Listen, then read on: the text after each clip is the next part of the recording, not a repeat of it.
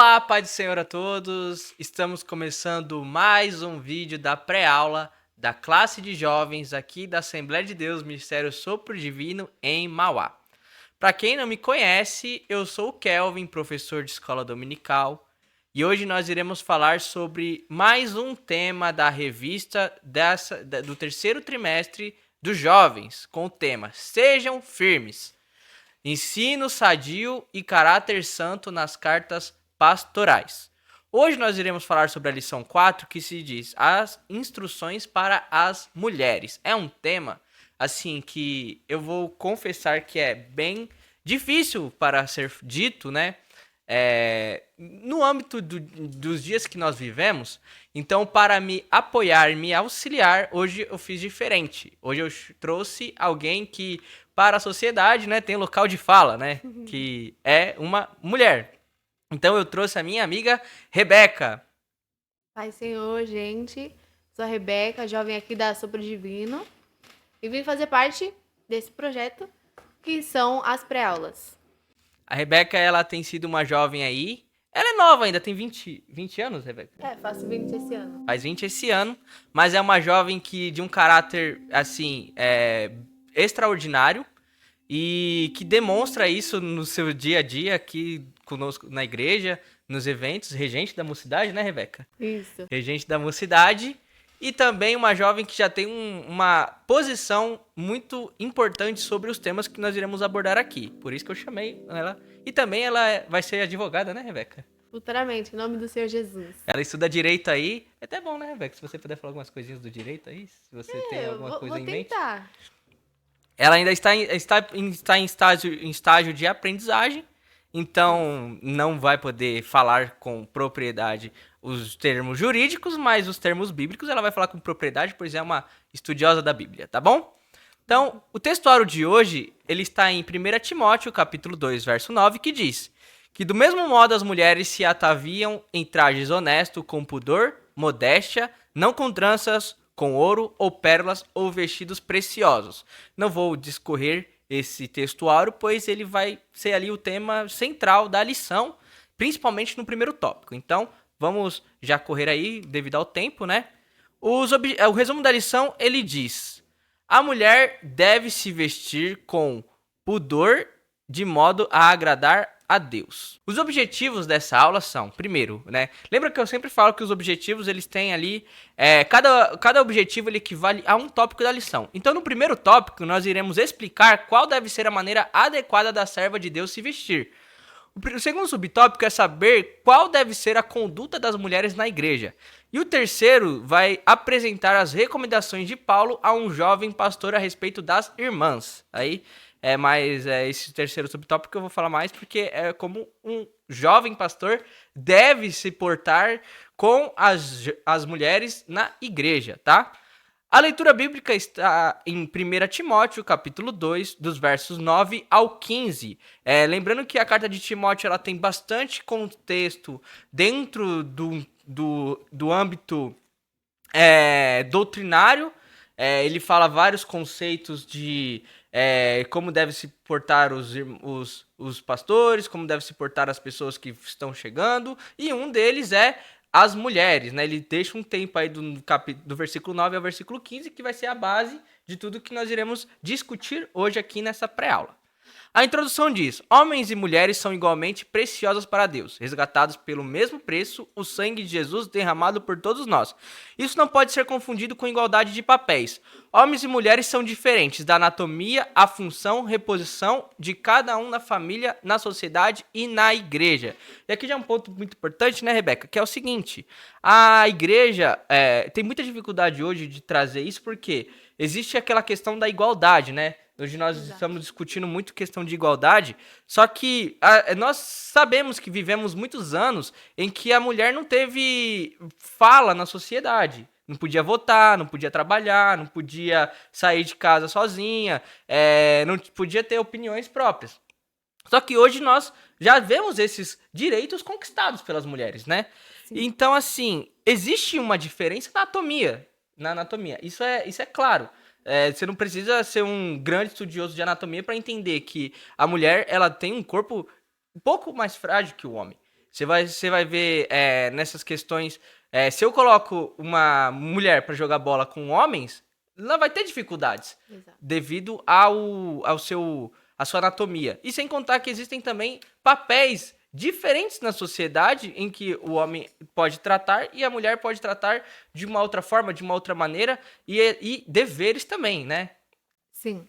Até porque nós sabemos que o homem, ele é o provedor da casa. Embora hoje em dia esteja muito em alta essa questão de sermos iguais, e quando se fala de direito, o direito da pessoa, realmente, você merece ter o direito de votar, você merece ter o mesmo salário que um homem. Mas quando nós, como cristãos, olhamos para a Bíblia, temos que ver que temos papéis a desempenhar. Eu, como mulher, tenho um papel. O Kelvin, como homem, ele tem outro. E a gente não pode querer usurpar o papel do outro, eu querer ser a provedora, eu querer ser a quem dá a última palavra, porque nós estaremos indo contra uma instituição que Deus fez. E se nós acreditamos em Deus e falamos que Deus é perfeito em tudo que faz, quando a gente decide, não, porque eu tenho que ser igual ou superior que o meu esposo, que o meu cônjuge, eu estou indo contra a vontade de Deus, eu estou falando que Deus, então, ele não é perfeito, porque o que ele fez não tá bom. Então, embora isso no mundo esteja muito forte, o nosso dever entendemos a igualdade de direitos e devemos defendê-los os direitos, até porque vivemos numa democracia. Porém, como cristãos, nós temos deveres a cumprir, como mulheres e homens de Deus. Sim, já vamos para o primeiro subtópico, que tem aí como tema a maneira de se vestir. E aí você tem o primeiro subtópico que diz descrição e moderação. O primeiro, eu sempre separo por 3 destaques, 3, 4 destaques, depende do tamanho do tópico, eu coloco alguns destaques. Eu já meio que passei um pouquinho com a Rebeca aqui esses destaques, que é o seguinte, o primeiro Paulo, após falar os deveres do homem no culto público, começa a exortar as mulheres. Ele fala do vestuário adequado de uma mulher usando roupas que não chamam atenção negativamente. E vestir-se de modo indecente para despertar desejos impuros nos outros é tão errado quanto o desejo imoral que isso provoca. É uma situação assim, na verdade, acredito que coisas recorrentes na igreja. Porque muitas vezes, por exemplo, chega uma moça e ela é uma nova convertida. Entendemos que ela vai vir com as roupas que ela tem, até porque a pessoa não tem obrigação de um dia aceitar Jesus e no outro ela já renovar o guarda-roupa, até porque, né, isso é caro. Mas conforme o passar do tempo que você vai conhecendo a Cristo, quando o Espírito Santo ele habita em você, existem coisas que você vai entender que não faz mais sentido você continuar usando, você continuar fazendo. E as vestes são boa parte disso, porque o que nós vestimos demonstra aquilo que nós somos também. Porque, por exemplo, eu vejo muito isso, né? Esse exemplo, um médico, você vai conseguir diferenciar um médico, um enfermeiro, pela sua roupa. Então, não que a sua roupa vá definir o seu caráter, mas ela vai explicitar para as pessoas algo sobre você. Então, quando você não tem prudência, as pessoas podem te olhar de uma forma que talvez não seja, provavelmente não é a forma que você quer. Então, lendo o livro referente à revista Sejam Firmes, eu vi uma citação, eu vou citá-la aqui, que diz que quando a mulher realmente assenta no coração o propósito de viver como uma serva de Deus, ela está pronta para abster-se do padrão definido pelo mundo e buscar um traje honesto com pudor e modéstia. O traje honesto com pudor e modéstia é um princípio de sobriedade na maneira de vestir-se aplicável em todas as épocas e lugares em contraposição ao padrão mundano. Então, hoje, com o auge das redes sociais, Instagram, TikTok, muitas pessoas fazem e mostram roupas e tal. E sabemos que os jovens estão inseridos nas redes sociais. Então, muitas vezes você acompanha uma blogueira que não é cristã. E a forma como ela se veste é muito diferente do que a forma como você, como cristão, deve se portar. Então, muitas vezes nós somos influenciados por aquilo que vimos. E às vezes você vê a roupa da blogueira e você quer colocar uma igual. Mas será que faz sentido você se vestir como o mundo? Vemos que não. Porque o mundo, eles não têm o Senhor, eles não têm temor a Deus, eles não têm o Espírito Santo. Quando eu quero me igualar ao mundo, eu estou negando a Jesus praticamente. Porque não faz sentido eu vir com uma roupa, por exemplo, que a blogueira vai ali vai num restaurante, entende? E eu querer vir com essa mesma roupa pro culto. Nós temos que nos conscientizar sobre isso. Porque a lascívia, quando você se veste de maneira a despertar o desejo sexual da pessoa. E vemos também que nós não podemos, né, fazer com que as pessoas pequem. É claro que às vezes talvez você não tenha essa intenção, mas devemos ter o pudor na hora de se vestir. E uma dica que eu vi uma vez é quando você estiver se arrumando, você estiver se preparando para vir ao culto, você chegar de frente de um espelho e você falar: Senhor, Espírito Santo, essa roupa agrada ao Senhor? E não só quando vir ao culto, mas quando você andar na rua, porque nós sabemos que a roupa do nosso cotidiano provavelmente é diferente do culto, até porque tem essa questão sobre usar calças e não usar calças, e isso não me convém falar porque é mais de uma doutrina da sua própria igreja. Mas sabemos que não necessariamente você vai sair de vestido e saia quando você estiver indo trabalhar, quando você estiver indo estudar, mas o seu pudor ele tem que estar presente na sua vida quando você estiver de saia, de vestido ou de calças, ou seja lá aquilo que você usar. Uma coisa que eu acho interessante, porque assim, é desconfortável para uma menina que está usando uma roupa um pouco mais indecente, mais curta, andar na rua. Por exemplo, ela usa aqueles vestidos um pouco mais curto, e aí o que você mais vê é elas puxando assim, ó. Aí fica puxando. Sim. Cara, é desconfortável. Se você usa uma roupa mais folgadinha, que não vai... Você consegue andar com mais leveza, com mais suavidade. Sim. E sem contar que existe outra coisa. As pessoas que se vestem bem, as pessoas quando olham falam: nossa, como você está bem vestida. Você chama atenção não pela parte sensualizada da situação. Você chama atenção por estar bem vestido, por estar bonita. Por exemplo, minha esposa, né, que não está aqui, que eu queria muito que ela estivesse me ajudando junto, né? Ela fugiu, Elaine? Você fugiu, Elaine. Colocou a responsabilidade em cima da Rebeca, mas tá muito bem, Rebeca, parabéns, muito boas as suas palavras, muito boas suas colocações. Mas a Elaine, ela se veste muito bem, e assim, as pessoas olham pra Elaine e falam: nossa, Elaine, como você se veste bem, como você está bonita, sim, né? E assim, chama atenção não da maneira errada, você chama atenção da maneira certa, porque assim, a pessoa ser bonita não é um pecado. Eu mesmo sou muito bonito, tô brincando. Um cara humilde, o Kelvin. Eu sou muito humilde.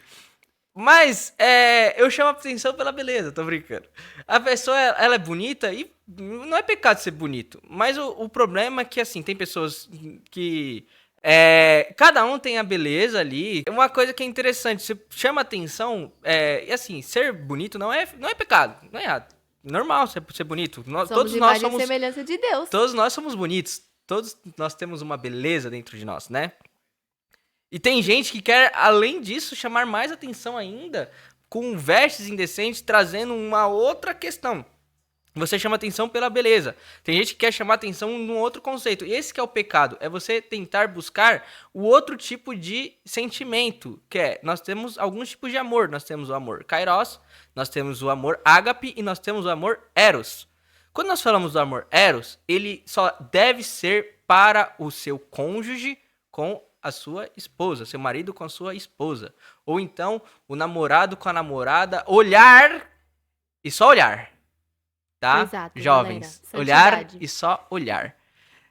Mas, claro, você tá namorando, você vai ter uma visão ali da sua parceira, e você vai olhar e pensar, ou do seu parceiro, né? E falar assim: nossa, como meu namorado é bonito, como minha namorada é bonita, né? Como eu quero casar logo, né? Claro, né, jovens? Não vamos ser também besta de não achar que os jovens não têm esse pensamento de casar logo pra, né? Claro que não deve ser esse o ponto, o foco do casamento, né? Mas isso acontece, ele faz parte. É que o desejo, ele faz parte, né, do ser humano. Então, o ser humano, ele deseja as coisas. Mas a gente tem que entender que tem um limite ali de você despertar desejo. A pessoa, por exemplo, um namorado, a pessoa tem que te admirar e te desejar, mas tem que ser de uma forma respeitosa. E aí, você tem que aplicar isso na sua vida. Então, se você quer que as pessoas te admirem pelo seu modo de vestir, você usando roupas que evidenciam o corpo que Deus te deu, não é a forma ideal, entende? Elas vão te olhar da maneira como se você fosse um pedaço de carne. Essa é a realidade. E quem gosta de carne é açougueiro, tá? Então, você quer carne? Tem contrafilé, tem maminha, tem picanha, vai lá.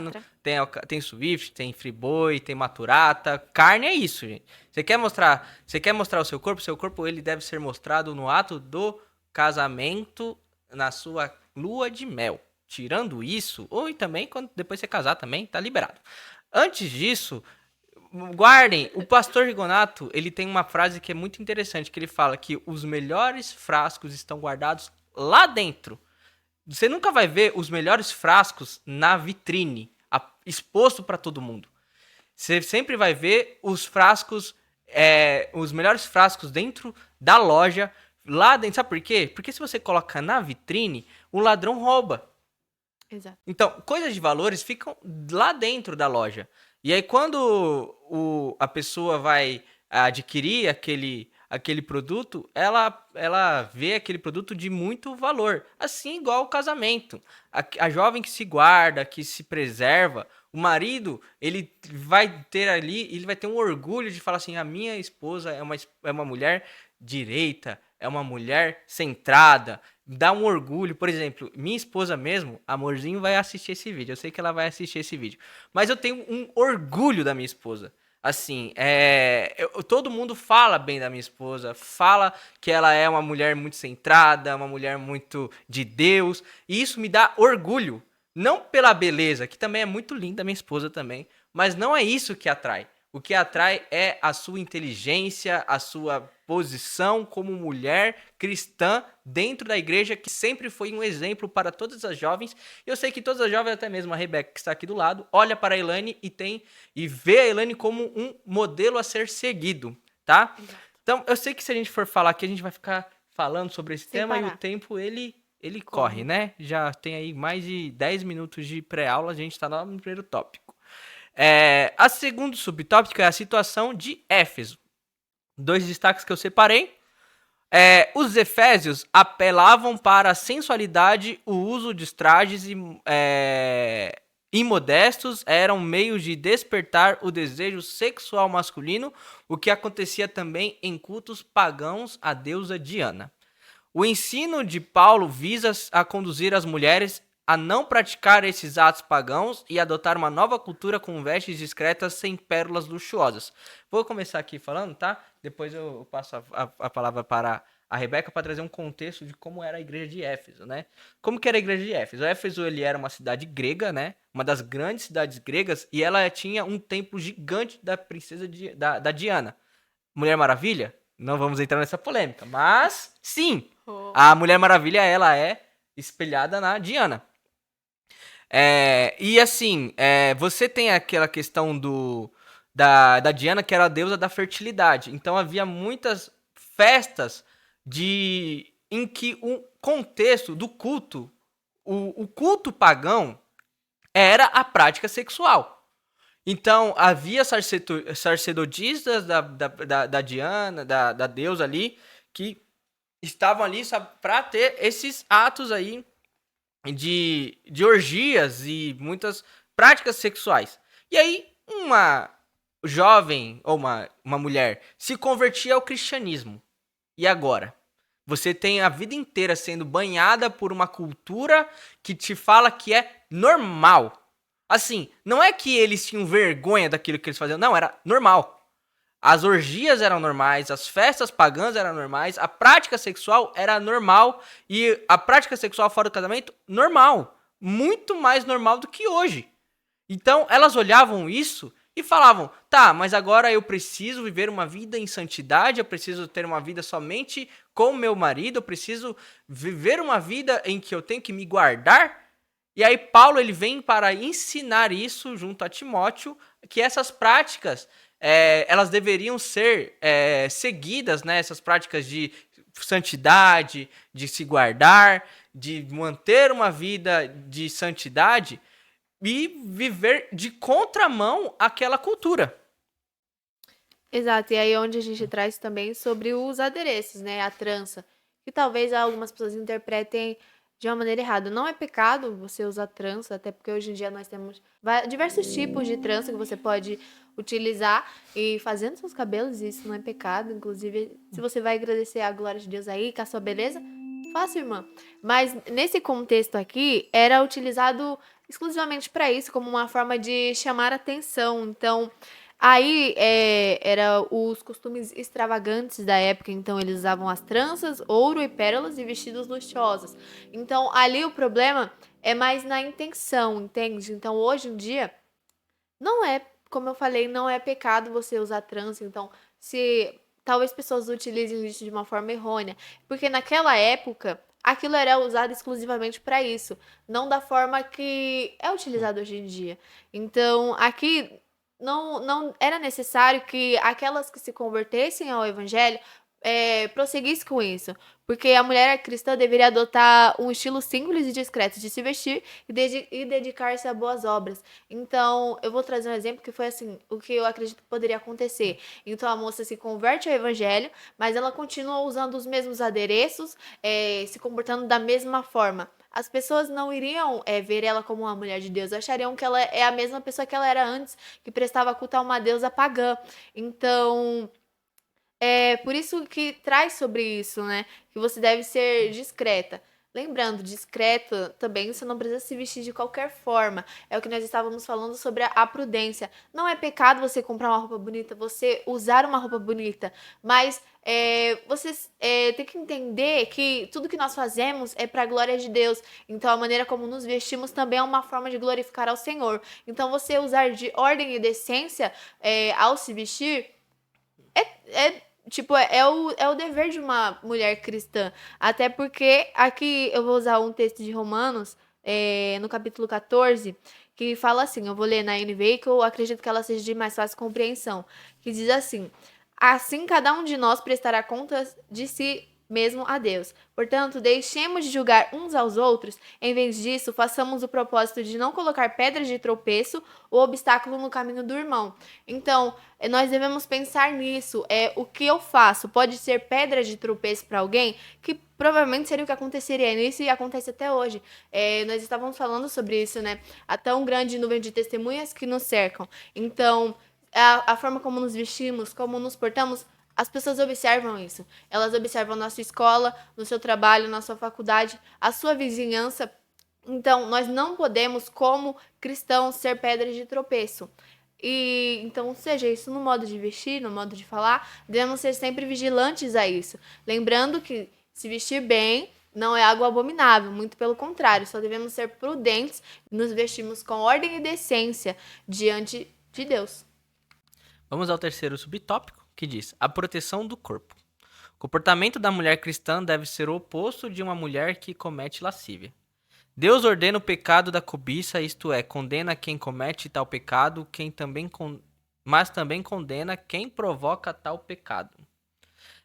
Aqui é muito importante nós falarmos sobre o oposto, né? Nós falamos, eu acho que no primeiro trimestre desse ano, sobre o profano e o santo e o profano, em que os dois andam de contramão, um se afastando do outro. Então, se a mulher ela anda de uma maneira, de uma conduta moderada, como uma mulher, uma serva de Deus, ela anda de contramão com o que nós vemos as mulheres que andam de uma forma lasciviosa. Que nós sabemos que existem muitas mulheres que andam de maneira lasciviosa, ela sempre vem com aquele pensamento de que eu me visto para mim, né? Exato. Sempre dizendo, eu me visto para mim. Eu não tô querendo mostrar para ninguém. Só que nós já sabemos que mesmo que ela possa ter uma certa inocência nesse pensamento e achar que isso não é o que acontece. Porque ela faz com que os homens olhem para ela e cometa o adultério. Que Jesus já tinha falado que aquele que olha já cometeu adultério. Exato. Ou seja, aquele que deseja. No Velho Testamento, na lei do Velho Testamento, dizia que aquele que cometesse o adultério, ou seja, tinha que ter o ato. Consumar. Já tinha que consumar o ato. Aí dizem que a graça é mais fácil, né? Ah, não, a graça é mais fácil. Só que Jesus, ele fala, aquele que olhou, aquele que pensou, já em seu coração cometeu o adultério. Então, a mulher que usa essas roupas, ela já faz com que o homem olhe. Ah, mas ele olhou porque o problema é dele. Tá, mas você trouxe ele a olhar para isso. Tá dentro tá dentro da genética do homem olhar para uma mulher bonita e assim, claro que existem níveis, né?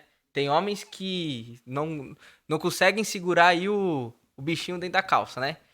E já fazem algumas coisas, algumas atrocidades, condeno veementemente esses atos.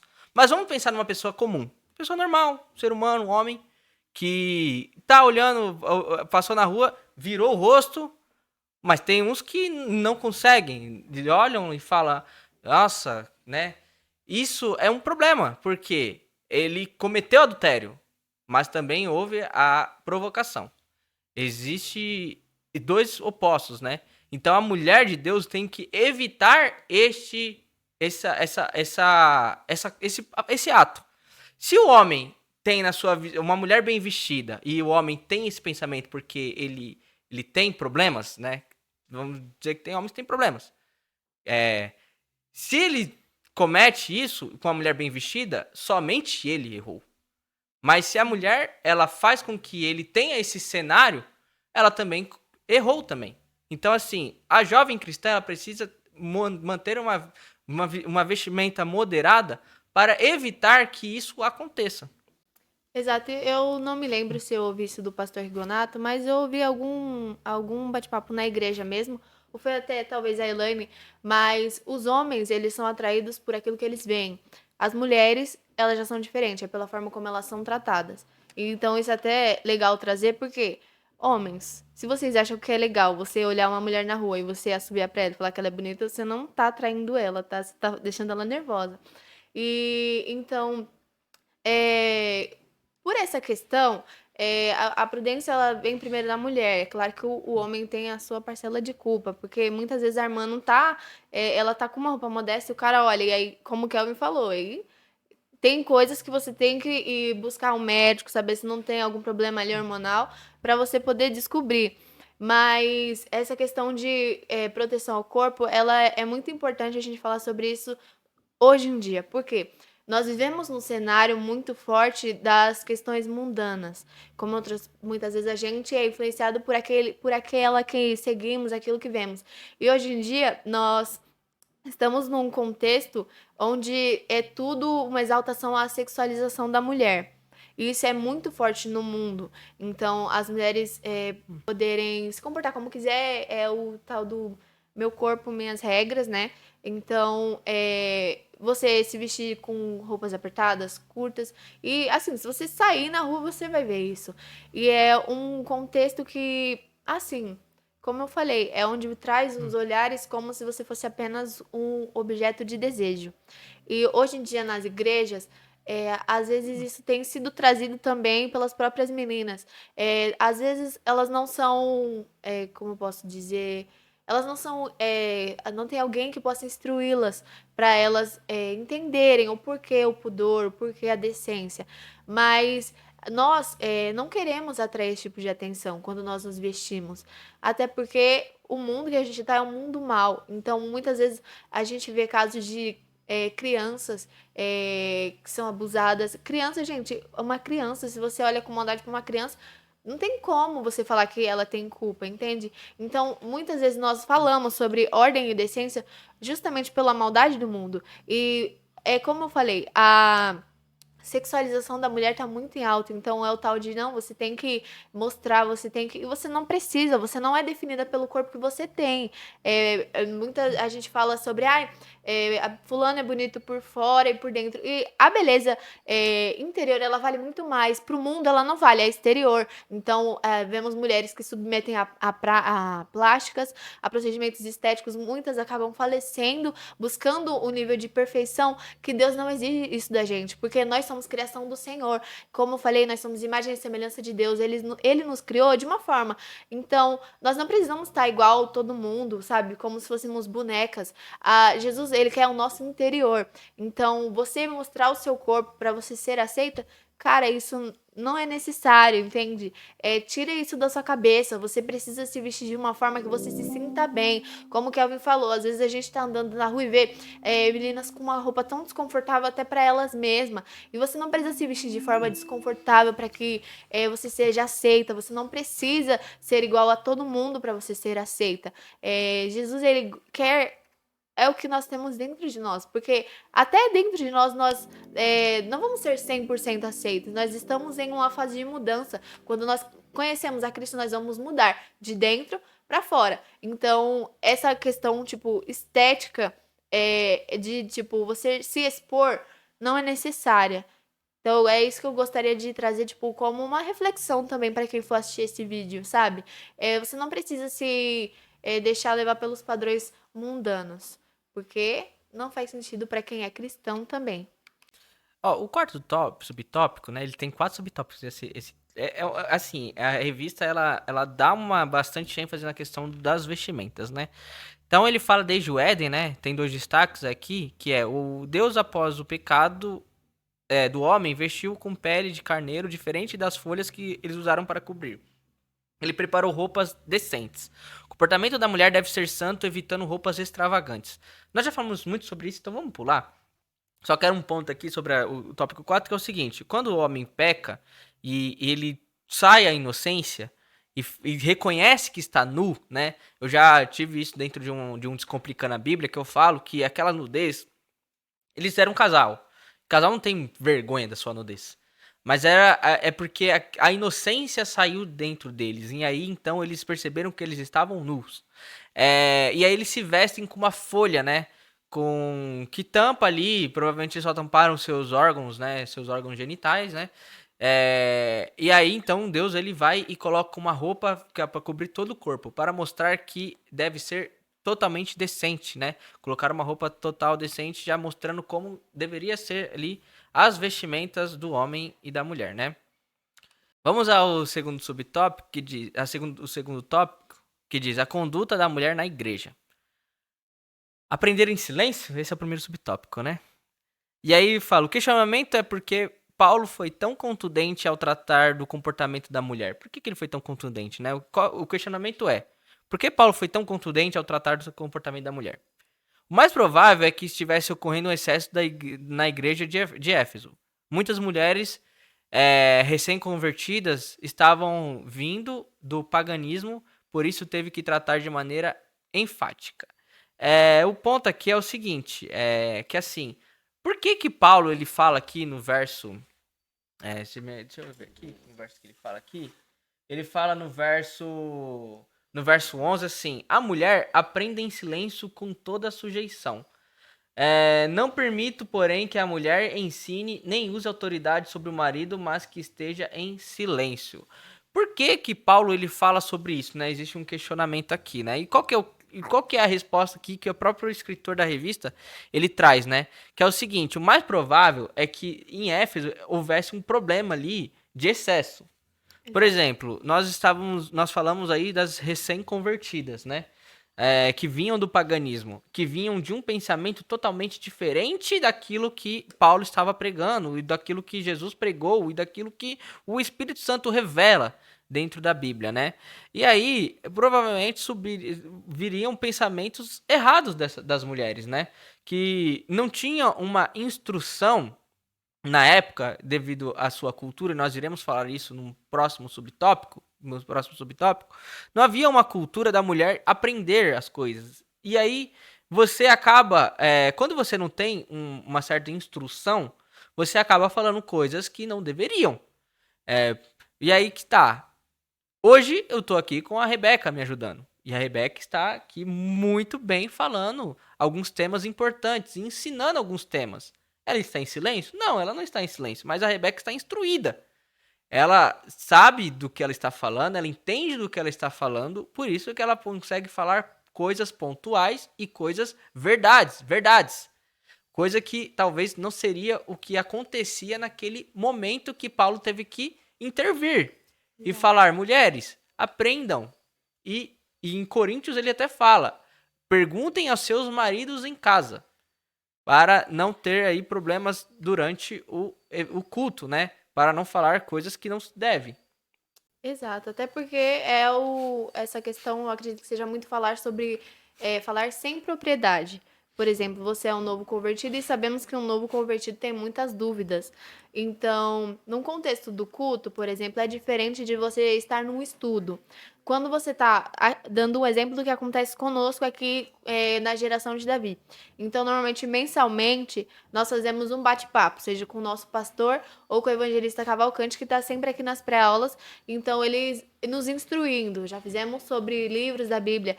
Então, normalmente, nós lemos o livro e trazemos para um estudo onde nós tiramos a nossa dúvida com ele. Então, é diferente o contexto de um estudo para o de um culto. No culto, normalmente nós estamos lá, rendemos a nossa adoração e depois recebemos a palavra do Senhor.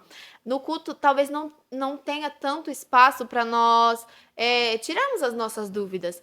Por isso, acredito que essa questão de tirar as dúvidas em casa. Então, nessa questão do culto, realmente não. Nós olhamos, eu pelo menos olho dessa forma. No culto, você não tem tanto espaço para você tirar uma dúvida como no estudo. No estudo, você pode vir aqui, você pode fazer a sua pergunta, você será instruído. Mas no culto, não. Então, essa questão do aprender em silêncio. Quando você não tem propriedade de algo, você é novo, assim, aprendendo sobre aquilo, surgem muitas dúvidas. E se você começa a trazer um monte de dúvida no meio de um culto, ele perde o sentido, assim. Porque você tem dúvida numa coisa, outro tem dúvida em outra coisa. Então vai começar a ser perguntas e respostas que vai tirar a atenção, pode talvez até mudar a atmosfera do lugar onde você está inserido. Então acredito que seja até por isso a questão do silêncio. Mas não necessariamente, assim, eu lendo na revista e lendo no livro que é usado como base, não necessariamente era algo exclusivo às mulheres, como eu já vi debates na internet sobre isso. Era algo para todos, porque quando nós estamos no culto, nós estamos ali para ouvir, aprender e guardar no nosso coração. Então, numa posição futura, numa oportunidade futura, nós podemos tirar as nossas dúvidas. Então, eu vejo dessa forma, é a questão de você não ter propriedade para falar sobre algo. Então, você ouvir e depois você ir tirar a sua dúvida. É que o segundo subtópico ele fala mulher no cristianismo, né? Antes de vermos um caráter repressivo na conduta de Paulo, que parece ser um caráter até diferente, né, do que a gente está acostumado, precisa-se entender que ambas as culturas, grego e judaica, não era permitido a mulher aprender. Com o cristianismo mudou a história. A mulher podia participar dos sermões. Paulo só queria organizar essa nova realidade na vida das mulheres. E aqui que é importante nós entendermos, né? Que é o seguinte, não é que Paulo, ele estava querendo, assim, falar assim, mulher... Não é que Paulo estava sendo machista, né? Que é o tema hoje, né? Não, Paulo só queria organizar as ideias. Porque, por exemplo, se nós for pensarmos na cultura grega e judaica, que nós estamos falando de 2000 anos atrás, eles não tinham ali, não visavam que a mulher aprendesse ou estudasse. Então, o jovem judeu, homem, ele até os seus 12 anos estudava com os rabinos a Torá. Depois disso, eles iam lá e faziam o seu bar mitzvah, que era filhos da lei. Então, o filho judeu, ele tinha uma grande instrução dentro do estudo. Só que a menina judia não tem isto. Você vai ver até mesmo... Eu não sei se a Rebeca assistiu The Chosen. Ainda não. Não assisti, mas é muito bom, viu? Uma série muito boa, indico, tá? Assim, é claro que existem algumas coisas dentro da série que são licenças poéticas, nós sabemos que existem, né? Que não estão na Bíblia, mas ali, devido ao seu diretor, ele pode colocar algumas histórias, até porque nem sempre é canônico, né? Dentro das séries, e também não é nada heresia, né? Não existe heresias. Mas existe tem as discípulas de Jesus que elas querem aprender mais sobre a Torá, né? E aí Mateus ajuda elas, ensinando elas lerem ali alguns textos da Bíblia, né? Da Torá. E aí eu acho interessante, porque Jesus ele veio para quebrar esses paradigmas, né? Você vê que Jesus ele tinha discípulas mulheres, ou seja, ele era um rabino, né? Assim, ele era um mestre. Você vê que muitas vezes falam que Jesus é mestre, Moisés mestre, fala essas coisas por Moisés mestre, os discípulos chamavam Jesus de mestre. Então, quem era mestre na época, ele ensinava a lei, né? Ensinava o Torá para os meninos na época, né? E Jesus, ele veio e ele tinha discípulas mulheres. E até mesmo na série The Chosen existem momentos que os fariseus condenam essa prática de Jesus de ter mulheres no seu grupo, né? Porque eles achavam um absurdo mulher aprender mais sobre isso. Pois o dever da mulher era com a casa, né? E com a procriação. Então Jesus, ele veio para tirar esses paradigmas. E Paulo também sabe disso. E aí tem mulheres que aprendem no culto. Mulheres não entravam na sinagoga. Mulheres não podiam entrar na sinagoga. E lá, as mulheres, elas estavam dentro dos cultos públicos. Tinham discípulos, e você tem muitos exemplos. Você tem a mãe de Jesus. Você tem a Maria Madalena. Você tem aí Priscila. Priscila e Aquila, né? Você tem outras mulheres ali dentro do contexto ali. E assim, quando Paulo fala isso, não é que ele queria repreender ou ser repressivo com as mulheres. Na verdade, ele queria era manter uma ordem para elas aprenderem. Elas precisavam do estágio da curva de aprendizagem de tudo aquilo que elas perderam em toda a sua vida. Pois as mulheres, elas chegavam sem nenhum conhecimento. E aí elas precisavam ter essa curva de aprendizagem, tá? Só ia trazer, eu ia até falar sobre essa passagem mesmo, onde Jesus fala que Maria, ela escolheu a melhor parte, né? Que era aprender com ele. Então, eu também gostaria de falar que uma coisa que fala na revista é que o cristianismo trouxe uma verdadeira revolução quanto à oportunidade de a mulher aprender, e não ao contrário. Então, o cristianismo, ele liberou e não restringiu o conhecimento por parte das mulheres.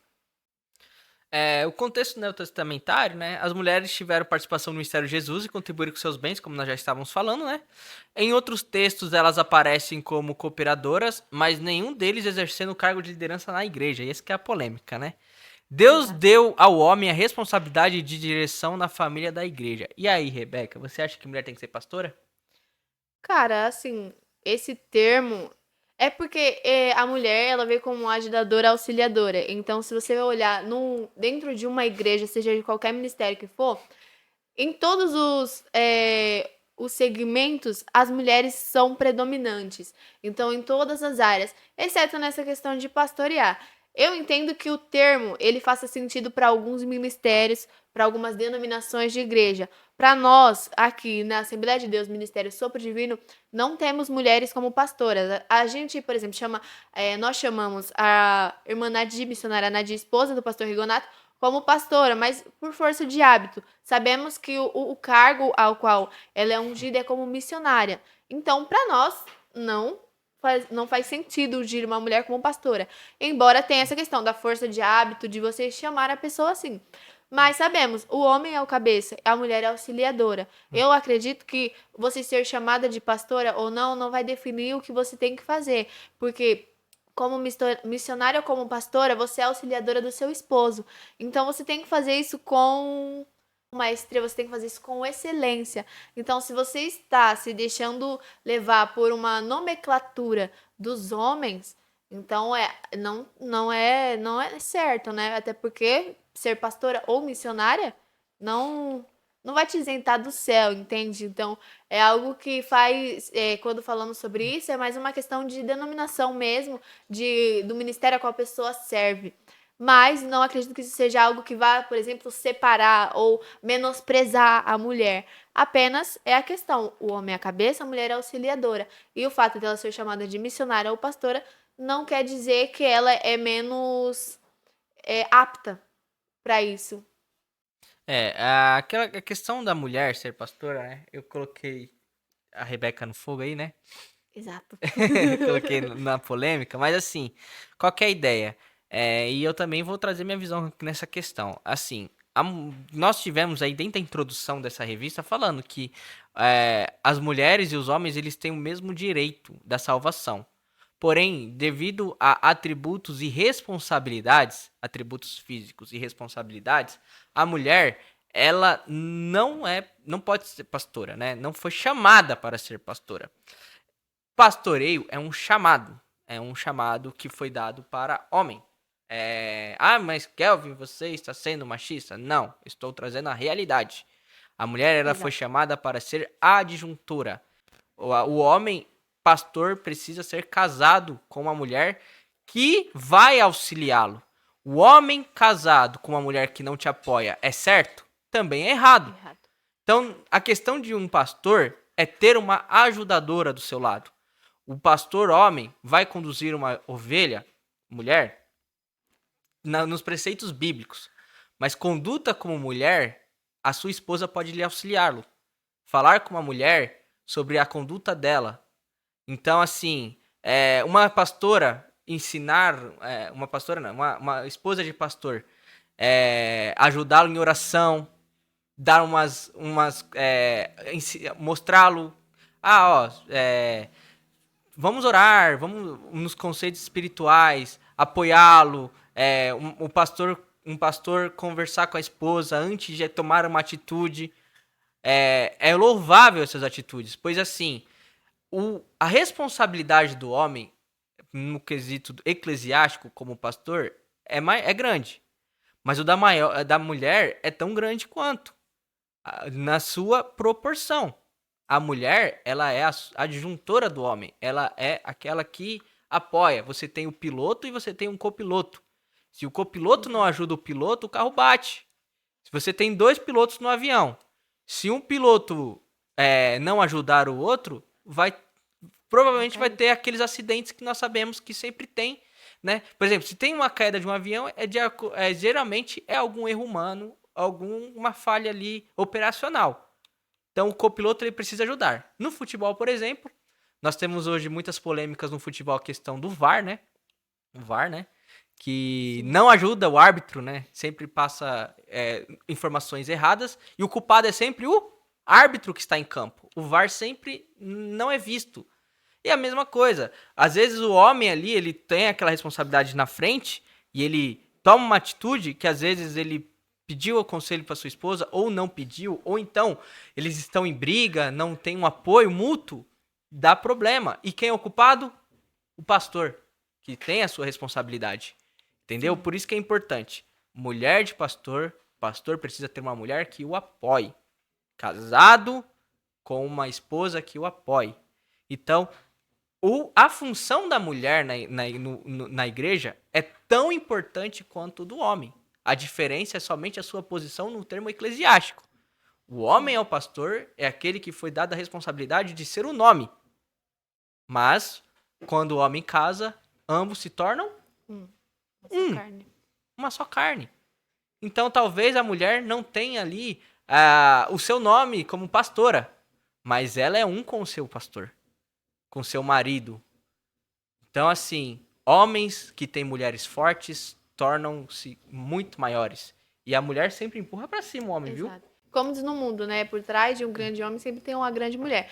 Aqui eu acredito que nós não falamos assim, até porque o nosso pastor, o Rigonato, ele sempre fala que temos que estar andando lado a lado, porque a mulher saiu da costela, então é sinal de que está ao lado. Então, ao lado de um grande homem sempre tem uma grande mulher.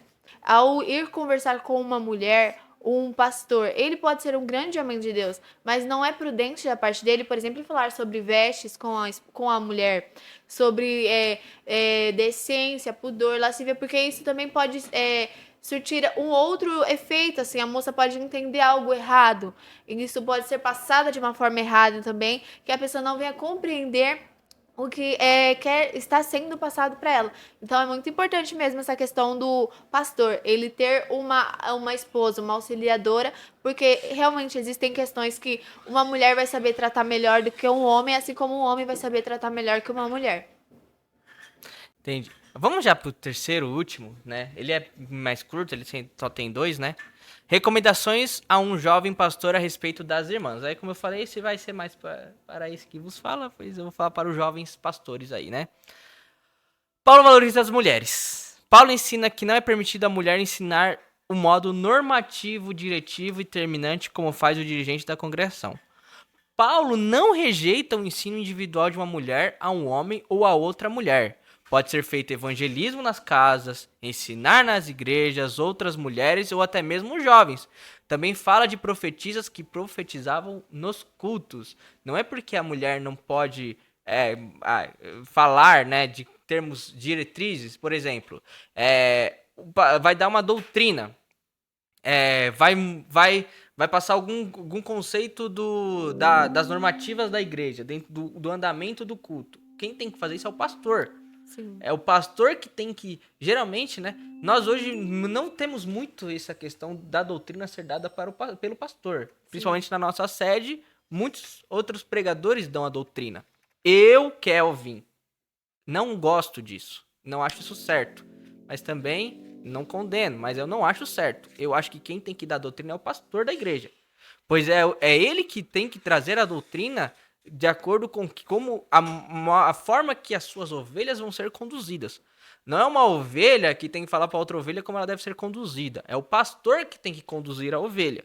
Então, eu acho que quem tem que dar doutrina é o pastor. É isso que...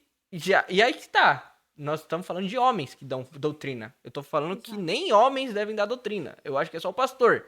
Kelvin, tá? Minha opinião. Como eu falei, na minha igreja temos outras pessoas que dão a doutrina. Nós temos presbíteros, nós temos diáconos que dão a doutrina. Na verdade, para mim, seria somente o pastor. Mas, tudo bem. Então, Paulo, ele traz isso daqui. Mas Paulo também, ele não é contra a mulher ensinar nas casas. Tem um culto no lar? Pode ensinar. Tem um jovem passando por uma dificuldade, uma mulher foi lá ensinar, como a Rebeca está aqui hoje nos ensinando, trazendo uma bela palavra, também. Então, assim, Paulo nunca condenou isso. Até porque existiam profetisas. A profetisa chegou a Paulo para profetizar sobre a ida dele para Jerusalém, lá. Para ele não ir para Jerusalém. Falava, não vá para Jerusalém. Se você for, você vai ser pego. Eu acho que é as filhas de Filipe, se eu não me engano. Então, existem esses termos, entendeu? Paulo nunca tinha profetizas. A Priscila ensina. Priscila ensina Apolo. Apolo foi o grande nome ali da igreja de Corinto. E ele aprendeu com Priscila e Aquila. Vocês entenderam? Existem esses termos aí. Então, que a gente tem que entender que Paulo nunca foi contra as mulheres ensinar individualmente. Ele sempre foi contra pregar as doutrinas dentro da igreja, tá? Só que nesse contexto aqui na nossa igreja também passamos por uma fase onde o nosso pastor ele teve ausência por motivos de saúde.